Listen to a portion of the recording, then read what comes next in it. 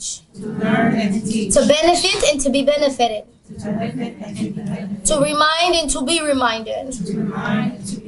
To call to the book of Allah and the sunnah of his messenger. Sallallahu alayhi wa sallam. To guide and to be guided. By sound proof. And correct knowledge. To seek the countenance of my Lord. Nearness to him. And his reward. We're also here by the intention to expose ourselves to the mercy of Allah, to his greatness, to his kindness, to his generosity. We're here by the intention to expose ourselves to his elevation, to expose our souls and our hearts to his transformation. We're here by the intention for the rectification of our character, for the correct understanding of belief, that we may be amongst those who have the reflection of Tawheed, that Allah subhanahu wa ta'ala would number us amongst those who are with the Prophet alayhi salatu wasalam in our hearts and in this dunya and the akhirah. That Allah subhanahu wa ta'ala would make us to be amongst those who implement the sunnah of Taha, as sunnah al-Mustafa, Allahumma salli wa sallam alayhi. And that Allah subhanahu wa ta'ala would make us in our entire lineage to the day of judgment amongst those who are amongst the righteous and who enter into Jannatul Firdaus al-Ala with his gentleness, his grace, and his mercy with the complete maghfirah. Say Allahumma ameen. Ameen. So in this, subhanAllah, this year started off with a bang, right? 2020 started off with just a bang. It literally went from the what do you call them? I can't even think right now. What do you call it? The psh in the sky. Fireworks. It went from the fireworks in the sky to planes falling out of the sky, earthquakes, natural disasters, erupted volcanoes, fire, Trump acting a straight fool. I'm sorry. It just started. I'm and it's only today's only the 15th. Yes. Right? I'm subhanAllah. Between volcanic eruptions, at this point there have been 2 earthquakes in Puerto Rico, not including the shocks, the situation, the fire, and all over Australia. From the situation with the bombing in Iran, the downing of the... I was in 15 days, Ya Rabbi? In the first 15 days? So I said, Ya Allah, if you are showing us a sign of what this solar year will be, then I want to start off this year with how do we hold on to the rope of Allah? How are we going to be those who cultivate hope? So this lecture, bi'idhnillah, it's called How to Hold On to the Rope of Allah by Cultivating the Light of Hope. And I want to specify calling this the light of hope because subhanallah, the opposite of hope is darkness. Right? The opposite of hope is darkness. The beloved messenger of Allah alayhi salatu wasalam, after he experienced this great opening, he had been spending the end of a specific time or the end of an era of his life where he spent it in a cave. He was contemplating, he was having this wonderful connection with Allah, so much so that at this time, this was the first time he had actually extended his meditation in the cave to be about 30 days. This was the longest he had ever spent in that level of isolation, because he was having this moment of a connection with his Lord. And then what happens, the angel Jibreel comes, and as the angel Jibreel comes, there is this immense pressure that he comes with. This is the angel of the greatest light, but it comes with a deep pressure, and he squeezes him so tight that he's unable to breathe. To the point that he says, I feel as if my rib cage were going to collapse on top of each other, and then the angel Jibreel releases him. And he does this 3 times. Inside of this lesson, the first thing that we understand is the relationship between contraction and expansion. Because inside of that contraction that Jibreel is giving him, there is a deep spiritual expansion that is happening not only inside the Prophet Muhammad sallallahu alaihi wasallam, but also inside the universe to prepare it for the great revelation that's about to come. And then what happens, Subhan al-Khaliq, Allah subhanahu wa ta'ala expands the heart of Rasulullah alayhi salatu wasalam, and the commandment of Allah subhanahu wa ta'ala descends, right? Nazal al-Quran, that Allah subhanahu wa ta'ala descends the revelation, Iqra bismi rabbika alladhi khalaq. Read in the name of your Lord. He's like, I cannot read. I can't read. I don't have the capacity. It's not in my capacity at this time. And the commandment is given again. Actually, it's Iqra 3 times before it says Iqra bismika alladhi khalaq. Allah subhanahu wa ta'ala is not just telling him to read just a book. There is no book revealed at this time. He's telling him, I want you to read all the signs in the universe. I want you to read the signs of what I am revealing upon your heart. Read and understand the signs and the truth of what is happening. Right? And then he says, how are you going to do it? Bismika alladhi khalaq. Right? In Rabbi is Iqra bismi rabbika alladhi khalaq. You're going to do it by the strength, the permission, the guidance of your Lord. You're going to do this. This happens 3 times. He runs down. He's like, this is a lot. This contraction, this expansion, this contraction, this expansion, the birth of a new era, this is a lot. He runs to who? His beloved Khadija, radiallahu ta'ala. We could spend days just talking about this moment, but it's not about that moment right now. He runs to Khadija and he tells her, cover me. Cover me with what? Cover me with your love, with your comfort, with your gentleness, with your veil, with all that you are, Ya Khadija, cover me. And she does just that. Not only does she cover him with her veil, with her clothes, she brings him and he's in her lap. She envelops him and she begins to just cover him with all of the reminders, right? What's wrong? She said, he's like, you're good to your kith and kin. You're good to your neighbors. You're excellent to your family. You're generous to the orphans. She begins to cover him with all the goodness that he is, and she tells him the reminder, Allah would never disgrace you. Right? This is an enveloping that's happening. After this, she takes him to Waraqah. It's revealed that he's going to be the last prophet to the end of time, the one that has been prophesied by the prophets before him, by Isa, by Musa. He is that prophet. And then there's like all of this, wow. If I'm that prophet, of course there's fear, there's anxiety, there's some excitement. Is he going to come again? Is this beautiful 700-winged creature that spanned the entire horizon? When is he going to appear again? And there is a waiting, and then nothing. Silence. Darkness. No connection. Heart empty. Waiting. Is he coming back? He hasn't come back. He didn't come speak to me. I haven't had that feeling. I can't connect to a thing. I can't even function. Now what? Now what? Now what? He goes to the mountain. He climbs up to the mountain, looking for him on the horizon. Doesn't see him. Goes back. And I got nothing. Keeps going back to the point of absolute despair. He says, Ya Rabbi, if I've done something to displease you, if I've done something if I've done something to stop the revelation, if I have angered you in any way that Jibreel is not coming, show me, Ya Rabbi. Or if you're just, I will throw myself off this mountain. Right? And Allah subhanahu wa ta'ala gives him وَالضُّحَى وَاللَّيْلِ إِذَا سَجَى مَا وَدَعَكَ رَبُّكَ وَمَا قَلَى.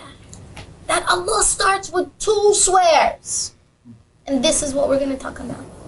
He starts with وَالضُّحَى, that I swear by the brightness of the sky. This is the good stuff. Right? When Allah swears by a thing, as we know, What is the sun to the brightness of Allah? What is the morning to the brightness of Allah? Allah subhanahu wa ta'ala, yes, he's talking about the brightness of the morning and what it means for you. But what he's really talking about are the secrets and the sweetness and the meaning of what's in this. What is in duha? What is this duha?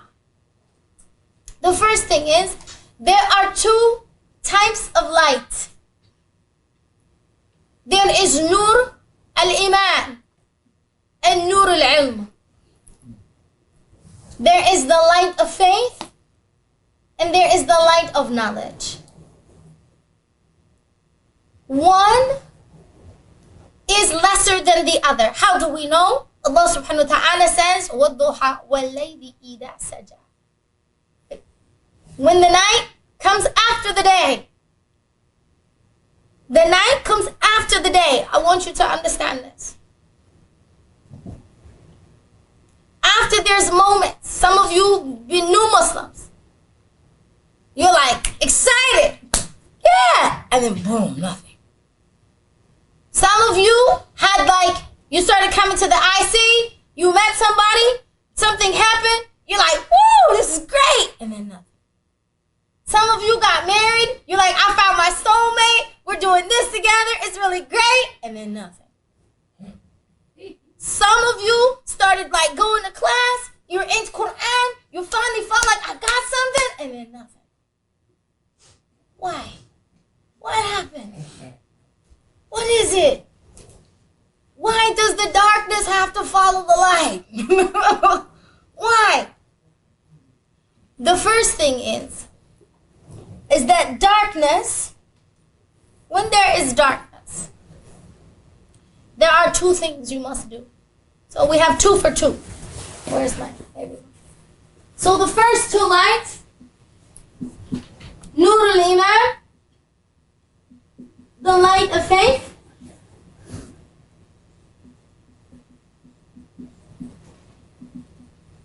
and the light of knowledge, Nur al-Ilm.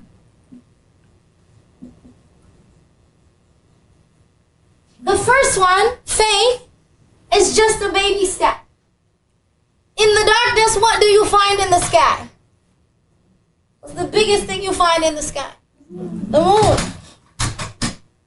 The thing about the moon is that its brightness is beautiful, but it is only a reflection of the lightness of the sun.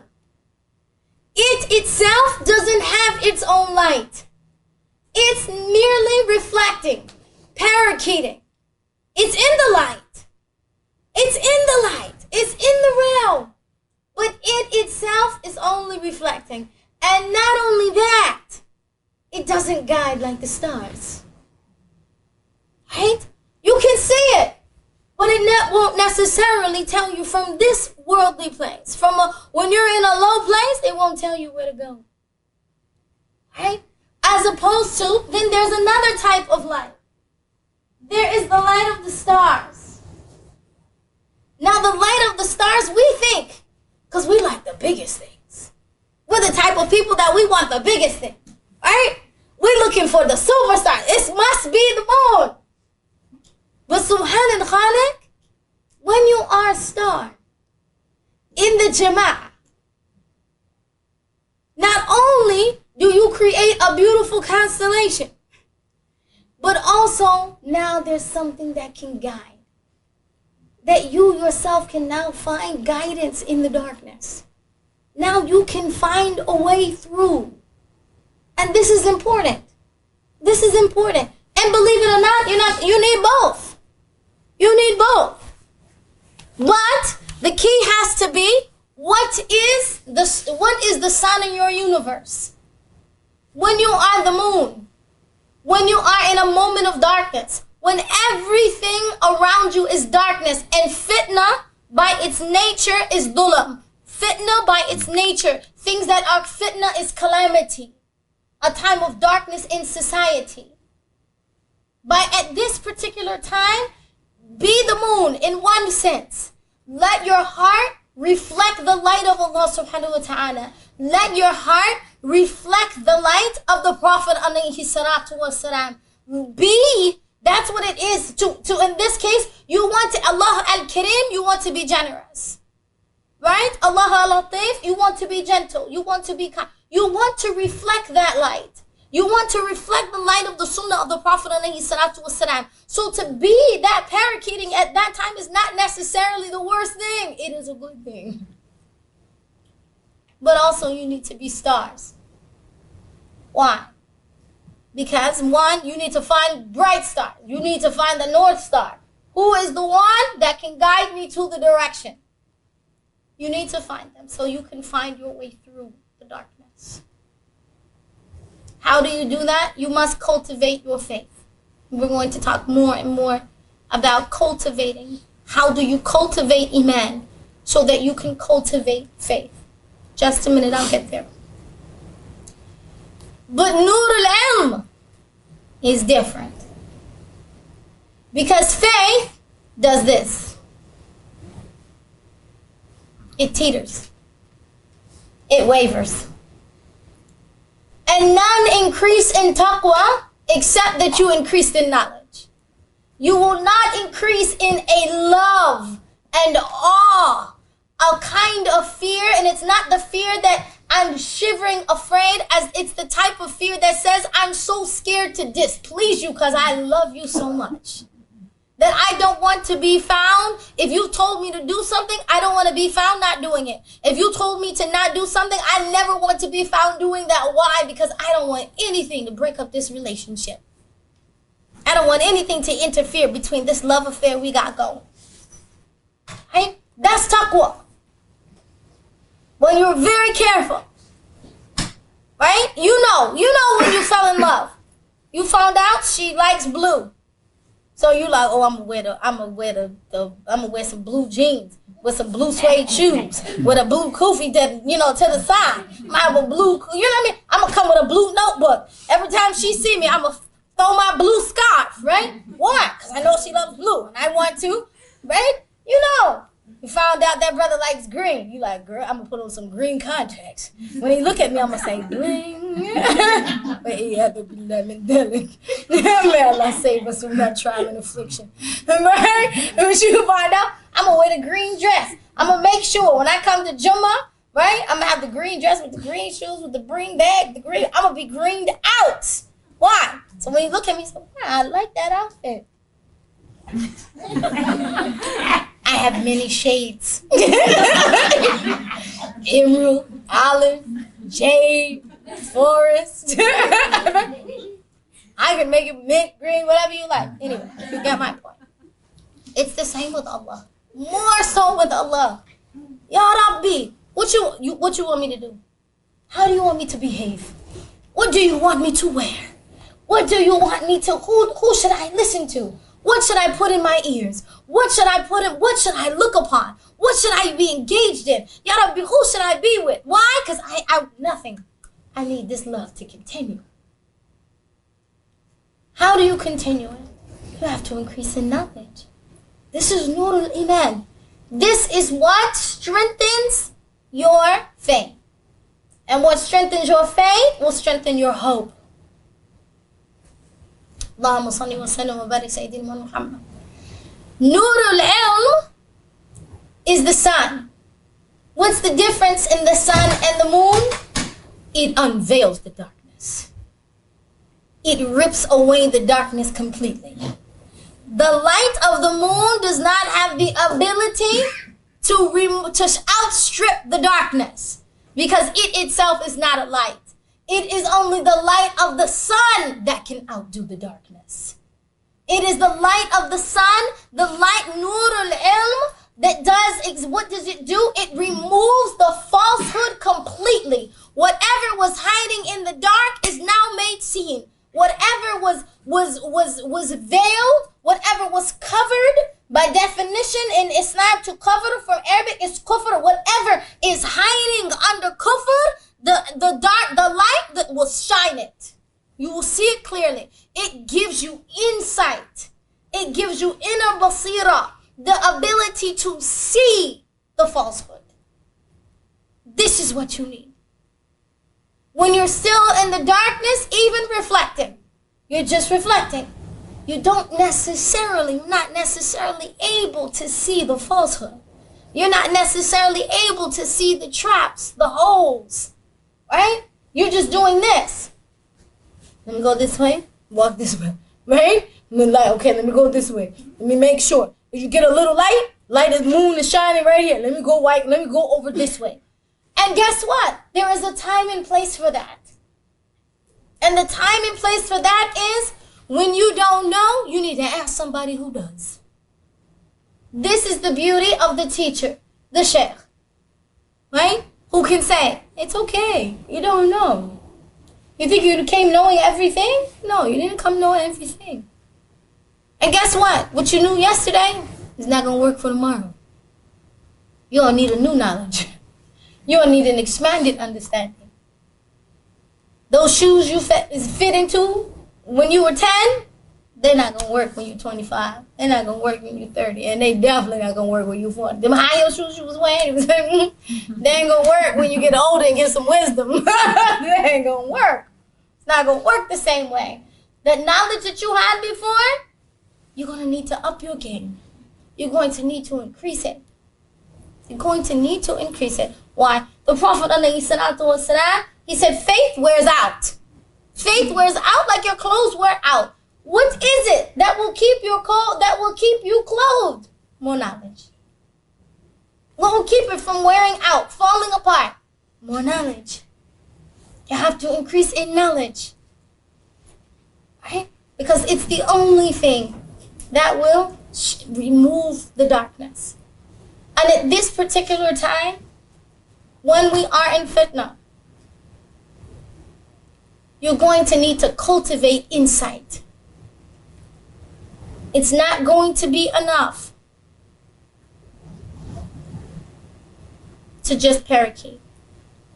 Most of you have fallen out of love with it already. You're doing with this, you're doing, and that's good. There's a place for that. That's called submission. I want to talk to you for a moment about submission. Because this is a problem with our generation. We hate the term submission. If someone says submit, obey, something inside already starts. So you think I'm an intelligent PhD woman. You know, I'm the new kind of woman. Obey. That's people who don't know better. Obey. Submit. We just start coming apart. Right? We start coming apart at it. And there's a problem with that. Let me tell you why. Because there is an undercurrent of some things happening under that. Let's go to the story of Shaitan and Allah subhanahu wa ta'ala when he's Iblis. Right? What happens is Allah subhanahu wa ta'ala, and we're going to continue on this. This is the beginning of a whole series we're doing called Command and Creation, but in the future, inshallah. But just get this one point. Allah subhanahu wa ta'ala gives a commandment to Iblis. Iblis comes from balasa. And I want you to understand this. Balasa means to fall into despair. To feel a sense of like, it's just not going to go right. Keep that in mind. Allah subhanahu wa ta'ala commands the creation to bow down to Adam. Iblis says, hold on. First of all, he just got here. He hasn't done anything. I've been here. I raised through the ranks. I went from, being just with the jinn and the common folk to I have raised to the ranks of the angels. I am like leading worship, right? With the realm of the angels. I am praying. I am praising. I have been obedient, and you want me to do what? You want me to bow down to another creation? What happens? I'm not doing it. He falls into rebellion. What is rebellion? It is the opposite of submission. Why did he fall into rebellion? Let's get clear. A commandment came from the highest of high. A commandment came. This is so important. Right? Down to the realm of khalq. Down to the realm of creation. And instead of the creation looking up to the source of the commandment, they're doing this. Looking around at the creation. I'm looking at you. What? You don't look worthy? You don't look like you've done anything? Why should I do that? Why should I do this? Well, I'm looking at the creation and I'm not concerned with the source of the creator. I'm more concerned with the mundane that's happening on this realm instead of looking to the source of the amr, the source of the command. And this is where we get lost. This is actually where we fall into balasa. We fall into reflecting the behavior of Iblis. We fall into despair. We lose hope. Why? Because that means this person is going to be elevated over me. Because that's what it looks like in this realm. Not recognizing that it is the quick obeyment of Allah subhanahu wa ta'ala that will elevate you. The Prophet ﷺ said, the more you submit, the more Allah will raise you. The more you rebel, the more you will be debased. So the first thing is, you have to cultivate a level of knowledge and understanding that you are no longer looking to and fro over here. Who's doing this? Who's doing what? He's doing what? I'm supposed to do what for him? I'm doing that for him. I'm supposed to do what for her? She could do that for herself. I'm supposed to do that? What? No. Who is the source? The command. Be concerned with the command. The amr, not the creation. Otherwise, you're going to be stuck and fall into despair. Cultivate hope by cultivating submission. How do you cultivate submission? Stop looking this way and this way. And look to the command. Look to the commander-in-chief. The real one. Not this one. The real one. The one who is commanding your rizq. The one who is commanding your provisions. The one who is commanding your state of affairs.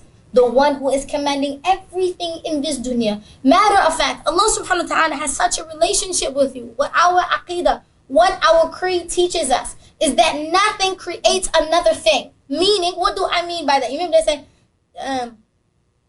okay, don't read that to me. This is what's coming to my mind. You know, they say, time makes lovers feel like they got something real. But you and me, we ain't got nothing but time. Right? Time doesn't give time.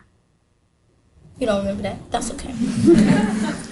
I just showed my age, right? She's like, I know what you're talking about. Anyway, that was a cultural reference. Those of you who know what I'm talking about, you know what I'm talking about. Time doesn't give more time, right? Time doesn't give birth to more time. My eyesight doesn't give birth to more eyesight. My hearing doesn't give birth to more hearing. Allah subhanahu wa ta'ala has to be the one who is actually commanding my sight, commanding my hearing, commanding my will, commanding my ability to walk. There are people, subhanallah, who they got up healthy, right? By the end of the day, they couldn't walk. I literally, subhanallah, on my way here today, I heard a story from my friend, Allah bless her. Her daughter was healthy. She started to feel a pain in her chest. Her daughter is young, the end of late 30s, maybe early 40s, maybe. She started to feel some kind of pain in her chest. She went to the hospital. They did some blood tests. They said, we can't find anything. Maybe it looks just like some low potassium. So they said they started to prepare her to go home. We'll get you some things, to build your potassium, some vitamin K. She never left that hospital. Within an hour, she had passed away. Why? Because when Allah subhanahu wa ta'ala commands a thing, He commands how many breaths, the exact number of breaths. the exact number of heartbeats. And when it's up, it's up. Age, this, babies pass away. SubhanAllah. So we have to be concerned about the one who is literally, until he commands life, I command you to be alive. I command you to be alive. I command you to be alive. I command you to be alive. Your life doesn't beget another life. That's not how that works. If that were the case, we could all just put our life together. We're all living in this room. Should be a whole bunch of little babies just popping around. We don't have to do anything. Right? If our life could command another life, try it. We're going to all come together. You want a boy or a girl? Try it. What do you want? You want a boy or a girl? Twins? We all go. You going to say B, we going to say B. You ready? 1, 2, 3. Say B. B. Got anything? Nothing. Nothing. Now, I say that in a light way. But if you were to bring two parents who came into a room and their child was born stillborn, no amount of life in their body could give life to that child. You ask somebody who's lost their parent, that what they would give, many times they would give their own life for those parents to be alive. What I would give to see my father one more time. Right? What you would give, nothing. And only Allah subhanahu wa ta'ala is the commander of that. No much life I have in my body will command another life. Do I have the ability to give a life to another? Doesn't happen like that. Only Allah subhanahu wa ta'ala is the one who is constantly commanding you to live. Every second, every moment of your existence, this Allah subhanahu wa ta'ala has a relationship with you. So for us to take that will, he gives you a command and say, now I'm doing constantly for you. Now I'm telling you to do this. I'm not even going to give you the wisdom behind it. You might not know the wisdom. I know the wisdom. Well, Hakim, he knows the wisdom. Well, Hakim, he knows the wisdom. We're like, you got to show me the wisdom first. You got to prove that to me. The arrogance. This is what happened with Iblis. He was arrogant. But it didn't start with arrogance. It started with hopelessness. Why? Somebody's going to be elevated than me. Somebody's going to be above me. Somebody's going to be, I'm going to lose my position. I'm not going to have the certain status. I'm not going to be in a certain whatever.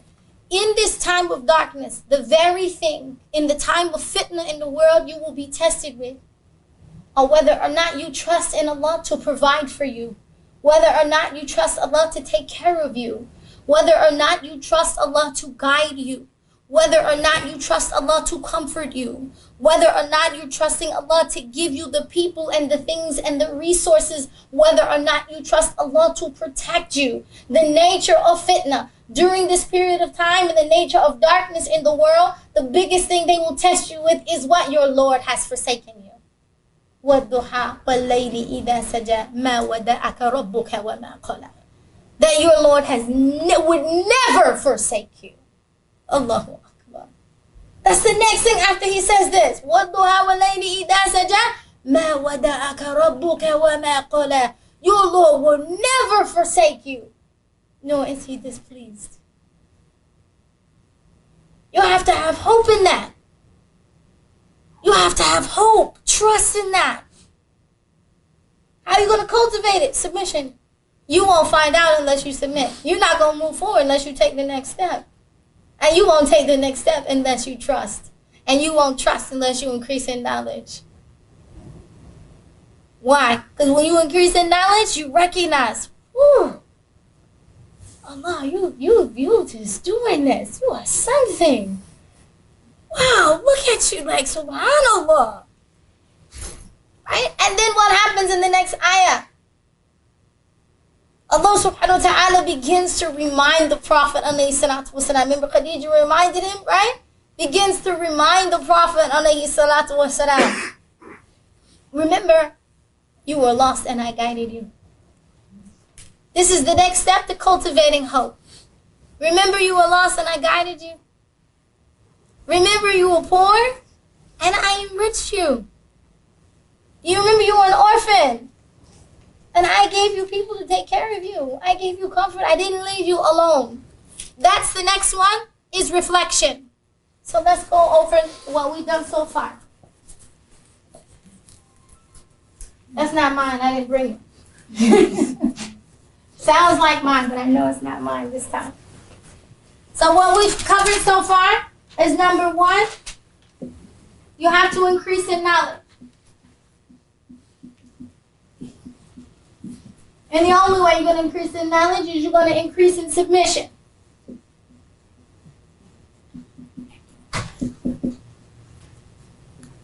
The next thing is you're going to have reflection. This reflection is a reflection over, you got to have remembrance. You got to remember the times when Allah subhanahu wa ta'ala took care of you.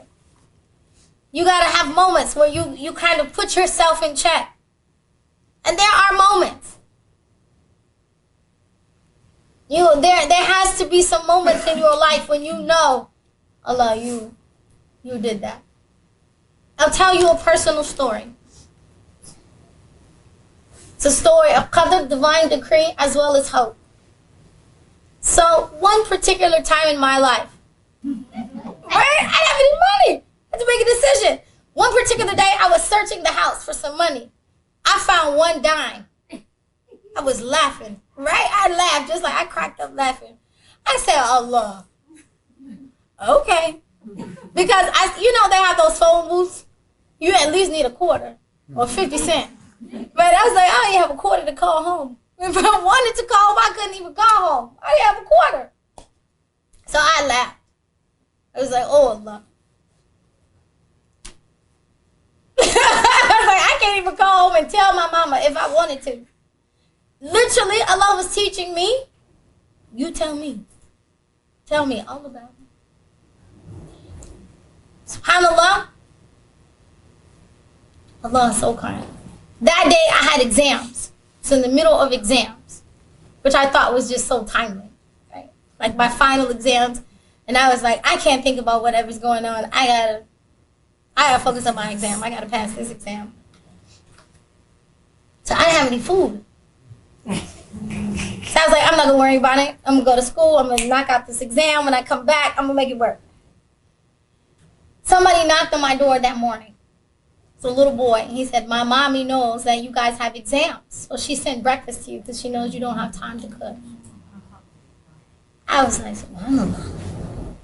So I ate the breakfast. I was like, alhamdulillah, Allah, you gave me strength. I'm good. If I take this. I think I got a 99. I took that exam. I came back, and then you got to review, for the next exam. So, of course, that breakfast bingo.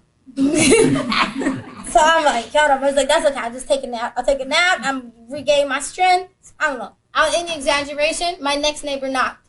I was like, oh, my mom sent lunch. She sent some chicken or whatever. I don't know. And this is the thing in this town, they know, like, students of knowledge. They respect students of knowledge, so they want to, like, take care of the students of knowledge because they want the blessing. They're like, they want the blessing of it. So alhamdulillah, I had lunch. I was studying for my next exam. I was like, I'm good. Alhamdulillah. Nighttime came. And I was like, that's okay. I ate breakfast. I ate lunch. I'm good. My friend called me and was like, our friend, another Aisha, is having a dinner party tonight, and she's invited us. I was like, what? I was like, 3 times Sharafi in a day? So where you invited to this dinner party? So I came to the dinner party. And at the dinner party, well, let me tell you how, the funny thing is that they don't because at dinner at nighttime, you have to, you're going to somebody's house, you got to get in a car, right? And so, because you're not walking in the street. Like, the teachers will stop. If they find you on the street, they will stop and be like, get in so I can drive you back home. They don't let women drive on the street, walk on the street by themselves at night. So, she calls me, she's like, my friend, she's having a dinner party. She's like, I'm going to pay for the car to come pick up everybody. They don't know. Nobody knows my situation, right? Because I was like, I'm not telling anybody. So I was like, I don't even know what I would say. I don't even know how to explain it. So she comes and she gets she's like, picks me up. We go to the dinner party. We have like, when I walk in, it's like this elaborate feast of food, right? So, Allah. I was like, oh, wow, this is just amazing. Like, you have, like, all this food, subhanAllah, right? So we ate the food. And then everybody's going to get in the car to go back. And as we're going back, I don't want to go because I don't have money to chip in, right, for the car to go back. So I'm like fiddling with my shoes, trying to figure out, what am I going to say? And I was like, oh, no, you guys go ahead. And they're like, no, we're waiting for you for the car. So the host of the dinner party, my friend, she's like, Aisha, I need to talk to you about something. Can you stay behind? So I was like, okay, stay behind. I was like, yes. Because now I have an excuse, right? That I don't have to be embarrassed and I don't have money to pay for the car. So everybody leaves. She's like, hold on one second. I'll be right back. She leaves and she comes back and she shakes my hand and she puts an envelope of a very large amount of money in my hand. She says, there's a brother who heard about you in the UK who wanted to support students of knowledge, and he heard about you from one of your students in America. And so he sent this for you as a monthly installment to continue your studies. None of them knew my situation. Who knew? Allah. I was like, I remember being like, I wasn't hungry for a day.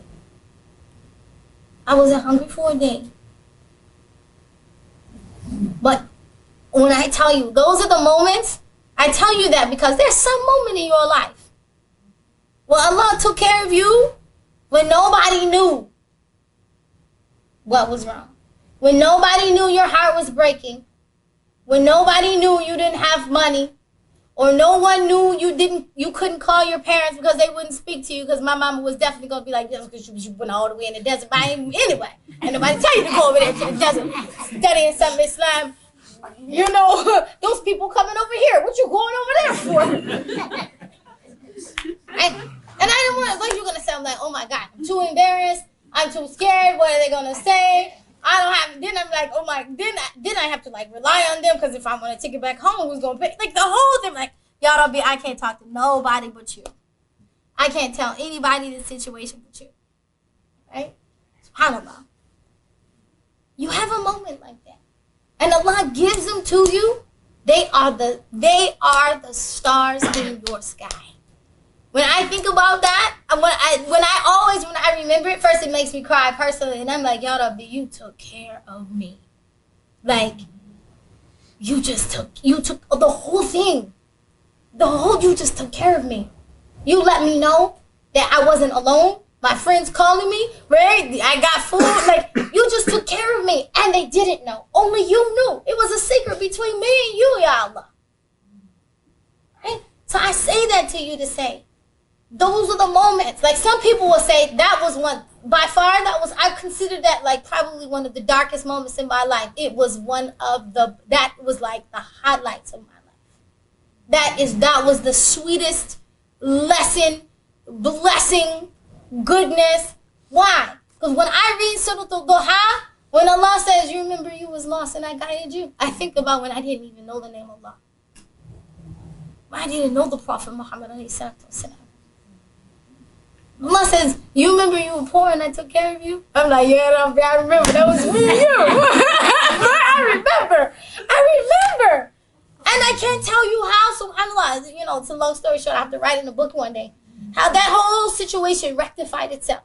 The whole entire situation rectified itself. SubhanAllah. And Allah's wisdom was in it the whole time. Those have to be your moments. You think they're your moments of darkness. You think they're your moments where I should fall. If I had been like, Ya Rabbi, I came here to be a student of knowledge, and look what you did to me. Ya Rabbi, I came for you. I fasted. I prayed. I covered. I studied. I learned Quran. I did all this. Look what you did to me. No. Now, I have had moments like that. Don't think I'm not human. I have had moments like that. Right? Where I'm falling out on the floor like, why would you do that? And then I'm gonna be honest with you, don't do it. Don't do it. Save yourself the humiliation. Because that's the moment when you get it. That's the moment when Allah subhanahu wa ta'ala shows you who Allah is and how small and weak you are. So don't do it. Save yourself. Be grateful. Even in the trial. Be grateful in those moments when you're like, be grateful for those moments when you're like, Ya Rabbi, thank you, I have you.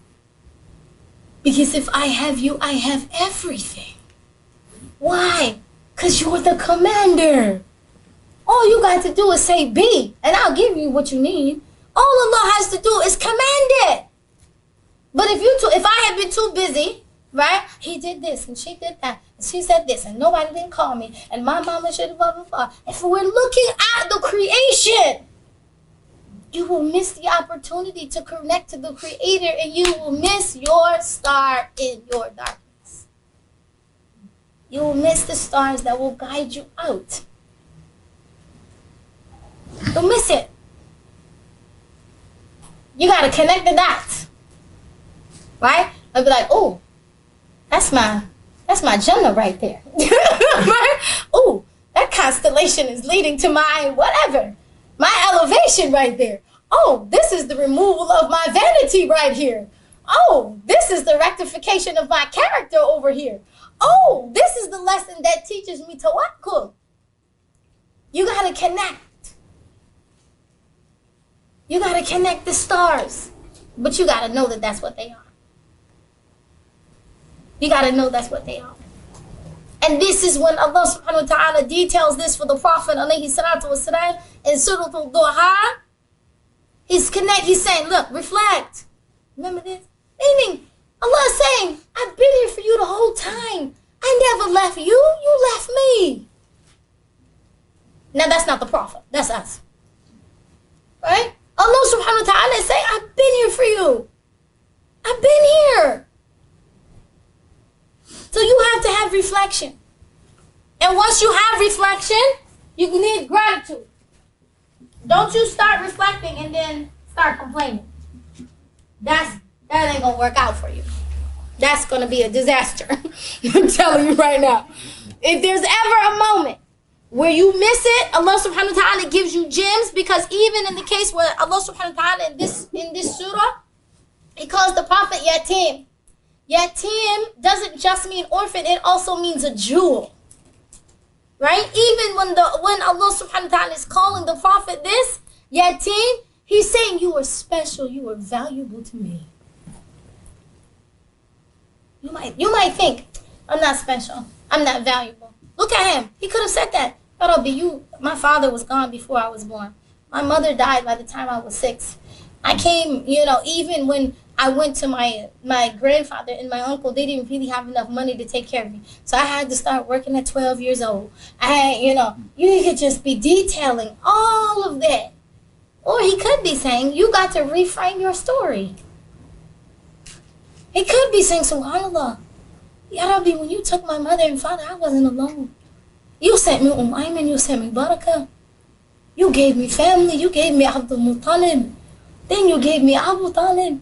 You raised me and you gave me Fatima bin Asad who took such excellent care of me. You taught me to be a shepherd so I would know how to lead a flock of people. Ya Rabbi, all the time you were guiding me and had me. But you have to know. You cannot be because what happens to Iblis? He turns into Shaitan and he loses everything. He loses everything. Rank, status, position, favor. He loses everything. He even loses it, like change your whole name. Why? Because you don't have right thinking. If you don't submit, you will never find gratitude. Because you'll never be able to know your Allah subhanahu. You'll never be in the process. You'll never dig down deep in the ocean enough to find the jewels. Submission, you're digging. I'm doing the same thing. I'm making the same salat, the same 4 raka'ah, reciting the same dhikr. I'm doing the same fast, reciting the same surahs over. Wow, that's gold? Let me dig some more. Wow, that's oil? You're doing the same repetitive action over and over. That's submission. Allah commanded me. You're not saying, I don't feel anything. Nothing's coming to my heart. I ain't got nothing. I don't know what to focus my mind on. Stay on that rug. Keep your eyes focused. Keep reciting those surahs. Keep reflecting. They'll come. You contemplating your future based on where you are today. That's not how that works. When you're 10, you can't imagine how beautiful you're going to be when you're 25.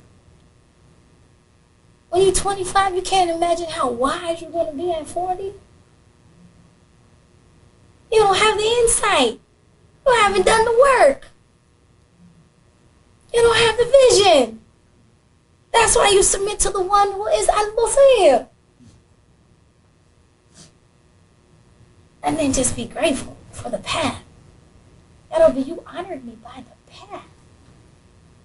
And then the next surah is what? أَلَمْ نَشْرَحْ لَكَ صَدْرَكَ وَوَضَعْنَا عَنْكَ وِزْرَكَ الَّذِي أَنْقَضَ ظَهْرَكَ وَرَفَعْنَا لَكَ ذِكْرَكَ. Hey, I'm the one who I'm raising you. I'm elevating you. I'm removing the pressure, your burden off your back. I'm going to elevate your name. You're worried about status. What comes first? He's standing on the edge of that mountain in the middle of darkness. Like, y'all don't be worried. Where are you? Where are you? When you find yourself standing on the edge of the mountain in darkness, y'all don't be where are you? Know that he's present. He will never forsake you.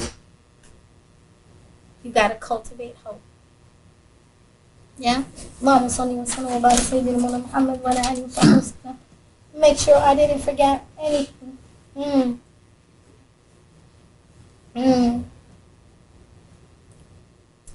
After gratitude, I do want to end with this. After gratitude, I said this, but I want to write it.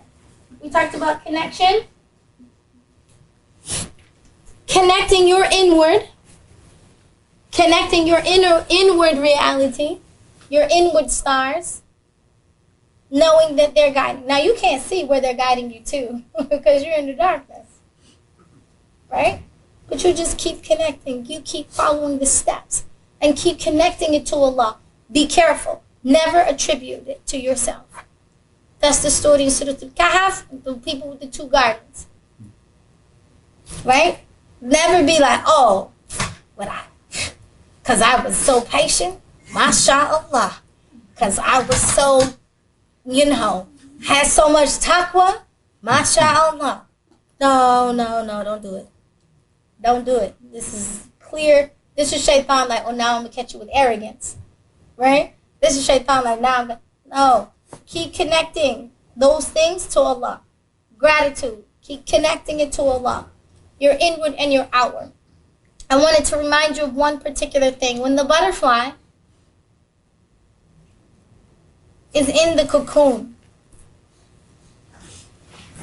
he cannot even see or imagine that he's now going to be able to fly to the heights of the trees. Because before, he was on the ground. So when that spinning was happening, when he was going into that cocoon, that moment where it feels like isolation, the moment where it feels like darkness, the moment where it feels like you're just all by yourself in this moment. And then the cracking out is painful. The coming out of it, coming into a new skin, coming into a new being, Allah subhanahu wa ta'ala says, I will create you into a new existence, into a new creature. I will give you new life. Right?